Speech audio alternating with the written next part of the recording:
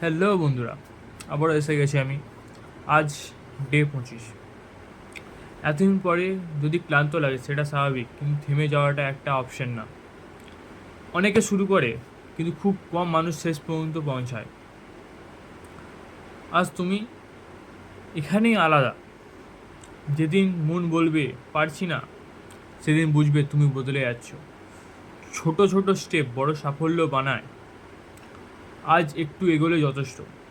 আজ এক পা এগোলে অনেকটা যথেষ্ট। নিজের ওপর বিশ্বাস রেখো। এই লড়াইটা তুমি জিতবে, থামবে না, হারলে চলবে না। একটাই কি জিনিস, কেন তুমি যদি এই 19 বছর বয়সে তুমি নিজের পায়ে কামাতে শেখো, নিজের পায়ে দাঁড়াতে শেখো, এটাই অনেক বড় ব্যাপার। এই সময় অনেক ছেলেরা আজ তাদের নিজেদের বাপের পয়সা ফুর্তি করে, যে বাপের পয়সা সমস্ত কিছু খরচা করে। সেখানে তুমি নিজে একা দাঁড়িয়ে, নিজের পায়ে দাঁড়িয়ে, নিজের ফ্যামিলিকে সাপোর্ট করা, নিজের স্বপ্ন তৈরি করা, নিজের স্বপ্নটাকে পূরণ করা, এইটাই হচ্ছে অনেক বড় জিনিস।